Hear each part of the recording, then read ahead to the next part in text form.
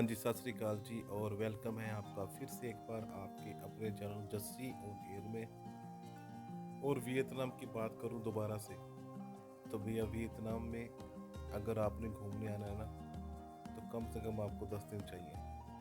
5 या 6 दिन में आप वियतनाम नहीं घूम पाएंगे, क्योंकि वियतनाम की जो खूबसूरती है ना, वो इस तरह से लगती है कि भगवान ने स्पेशली बैठ कर वहाँ पर बनाई हो। समुंदर को जोड़ दिया पहाड़ों के साथ जोड़ दिया खूबसूरत से गांव को, और गांव के साथ जोड़ दिया खूबसूरत से शहरों को। यानी कि जब आप शहर देखेंगे तो आपको बिल्कुल भी यकीन नहीं होगा कि इसके साथ एक गांव लगता होगा, और लेकिन देखने में बिल्कुल ऐसे होंगे जैसे वो बिल्कुल वो आसपास ही हों। और जब मैं यहाँ आया माउंटेन वैली, मुझे लगा कि माउंटेन वैली शायद कुछ इस तरह से होगी जिसमें कुछ पहाड़ होंगे और हम यहाँ आएंगे और घूमेंगे और कुछ वीडियोस बनाएंगे। लेकिन ये बन गई एक यादगार। माउंटेन वैली बिल्कुल भी ऐसी नहीं थी जैसे मैंने सोची। ये जुड़ी हुई थी यहाँ के देवी देवताओं से, और ये थी एक रिस्पेक्ट जहाँ पर लोग वियतनाम की माथा टेकने के लिए आते हैं। ये शायद कुछ मिलता जुलता होगा, जैसे कि अपने यहाँ पर आप मान लीजिए पहाड़ों में अपने देवी देवता रहते हैं, बिल्कुल उसी से मिलती हुई एक चीज़ थी। तो जब मैं एंट्री करता हूँ तो सामने देखता हूँ पहाड़ों के बीच में रास्ता बना हुआ है, और रास्ता भी छोटा सा नहीं। ये पहाड़ कम से कम 6 से 7 मंजिल तक ऊपर तक इनको तोड़ा गया है। अब ये मुझे नहीं पता कि यहाँ के लोगों ने तोड़ा है या उस समय के हिसाब से बना हुआ है। तो जैसे ही मैं अंदर जाता हूँ, हजारों लोगों की भीड़ में एक ऐसी शांति जो मैं बिल्कुल भी महसूस नहीं कर पा रहा था। मैंने बिल्कुल भी आइडिया नहीं लगाया था कि क्या यहाँ पर इतनी भीड़ के बीच में इतनी शांति होगी। लेकिन जब आप यहाँ पर आएंगे, लोग हजारों होंगे लेकिन शांति ऐसी होगी कि शायद आप ही अकेले यहाँ पर होंगे, कुछ इस तरह से। उसके बाद क्या था, मैंने देखा कि लोग अपने देवी देवताओं के सामने बड़ी रिस्पेक्ट से अगरबत्तियाँ जला रहे थे। और इसी दौरान मुझे भी फील हुआ कि मुझे भी ये जलानी चाहिए। ये अपने आप में एक एक्सपीरियंस था, क्योंकि जब आप किसी भी देश में आते हैं तो वहाँ आपको देखने को मिलती है वहाँ की संस्कृति, वहाँ के लोग, वहाँ का पहनावा, वहाँ के देवी देवता, और देवी देवताओं के साथ कुछ ज्ञान कि क्या होगा, कैसे होगा और क्या हुआ होगा। क्योंकि हर देश की अपनी अपनी एक संस्कृति होती है, और वहाँ पर देवी देवताओं को पूजने का एक अलग ही तरीका होता है। तो मैंने भी उन्हीं की तरह देवी देवताओं को अगरबत्तियों को अर्पित किया या जलाया। वहाँ पर सेम चीज़ है, आप समझते हैं इस चीज़ को।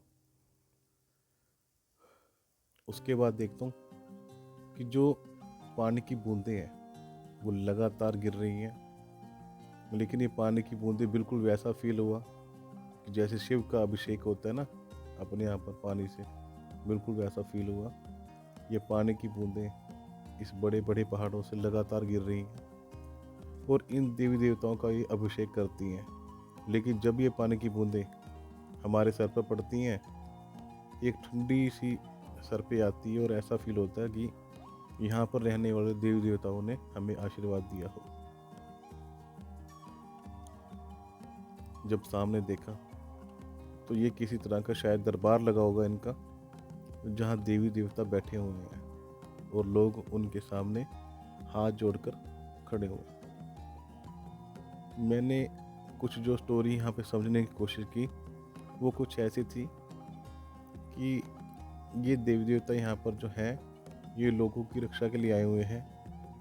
और वो रक्षा कुछ इस तरह से है, क्योंकि जो पीछे स्टैचू थे उनमें कुछ जो स्टैचू थे उनमें जो डेविल्स थे, राक्षस थे, कुछ उस तरह थे। उनकी फोटो भी वहाँ पे, यानी कि जो स्टैचू थे वहाँ पर बने हुए थे जो डेविल थे। और इन डेविल से बचाने के लिए ही शायद ये देवी देवता यहाँ पर आए होंगे। और ये सामने हाथ जोड़कर लोग खड़े हैं। और ये पहाड़ कुछ अलग तरह के थे, लेकिन लगातार इनमें से पानी चल ही रहा था। और फिर इसके बाद हम आगे बढ़ते हैं।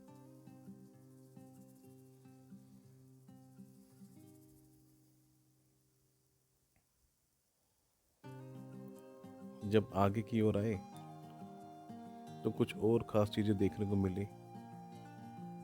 उनमें से कुछ ये भी थे, और ये बहुत खूबसूरत बनाया हुआ है। वीडियो में शायद आप नहीं देख पा रहे होंगे, लेकिन बहुत खूबसूरत बनाया हुआ है। जो पानी आप देख रहे हैं, ये पानी उस पहाड़ में से आ रहा है लगातार।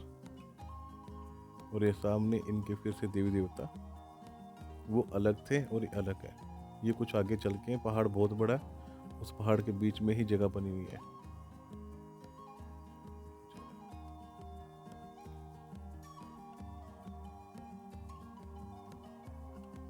और यहाँ चारों तरफ लोग हैं।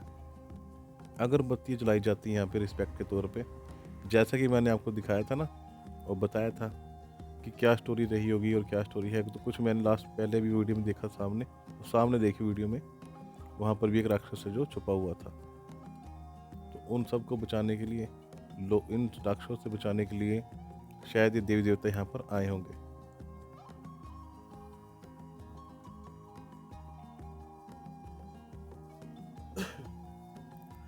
और फिर हमारा सफ़र होता है वापसी का शुरू। काफ़ी शानदार रहा मेरा ये एक्सपीरियंस, इस माउंटेन वैली में आना। जब भी आप आए यहाँ पर तो इस माउंटेन वैली में ज़रूर आए। जो ये नीचे का पत्थर देख रहे हैं, ये रिकंस्ट्रक्ट किया हुआ है, ये शुरू से नहीं है। जो शुरू से यहाँ पर पहाड़ थे, लेकिन पानी की वजह से हो सकता है कि कोई लोग जब जो यहाँ पे टूरिस्ट आते हैं वो गिर ना जाए, उस वजह से ये दोबारा से बनाया गया होगा ताकि लोग ना गिरें। जब बाहर की साइड चलते हैं तो बिल्कुल ही अलग सा ही यहाँ पे एक ना एटमॉस्फेयर बना हुआ। लोग बड़ी रिस्पेक्ट से आते हैं यहाँ पे। हमारे लिए सिर्फ ये माउंटेन वैली थी, लेकिन जो यहाँ के वियतनामी लोग हैं उनके लिए ये माउंटेन वैली इनके ईश्वर की जगह थी।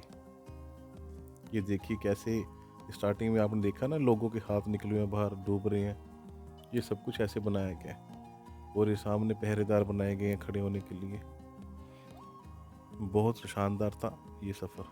जब हम बाहर आते हैं तो बाहर मैं आपको दिखाता हूँ कि जो लोग तो बाय स्टेयर यानी कि पौड़ियों की सहायता से जाना चाहते हैं इस पहाड़ को पार करके इस पहाड़ के ऊपर देखने के लिए, तो वो सीढ़ियों से जा सकते हैं।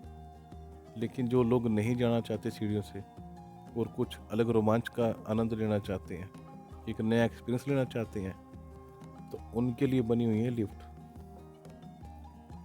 इंडिया का ये 1000 रुपीज़ लेती हैं उस टाइम में जब मैं गया था। अब मुझे मालूम नहीं है, लेकिन ये इंडिया का मैंने इसलिए बताया कि आईडी के तौर पे कि ये इतना लेती हैं। लेकिन जब आप जाएंगे तो डॉलर का क्या रेट होगा और उस डॉलर के हिसाब से वियतनामी डोंग में आपको कितने मिलेंगे, ये चेंज होता रहता है। ये लिफ्ट आपको सीधा ऊपर लेके जाएगी और वहाँ से एक रास्ता बना हुआ, ब्रिज बना हुआ है, वो सीधा आपको सामने की ओर लेके जाएगी जो पहाड़ से मिलाती है।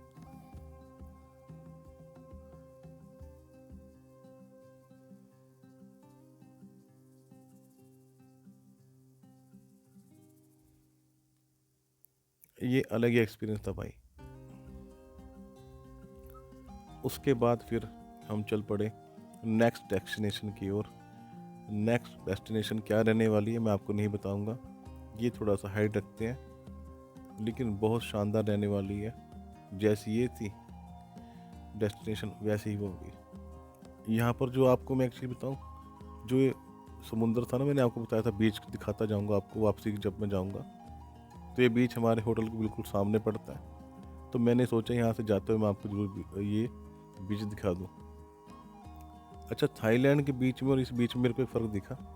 जो यहाँ का पानी था ना, ये बहुत गंदा सा था, कोई साफ़ पानी नहीं था। वैसे आपको ब्लू दिख रहा है, लेकिन पानी बहुत साफ़ नहीं है, गंदा सा पानी था। लेकिन वहीं पर जो थाईलैंड का समुंदर था ना, वो साफ़ था। शायद होगा अलग अलग जगह के हिसाब से, मैं इसका आइडिया कैसे लगाऊं। पर ये बड़ा बहुत था, जो ये समुंदर है ना, वो काफ़ी बड़ा था। नेक्स्ट वीडियो में मिलते हैं, बाय। चैनल को फॉलो कर लेना, और भी काफ़ी अच्छी वीडियो आने वाली है।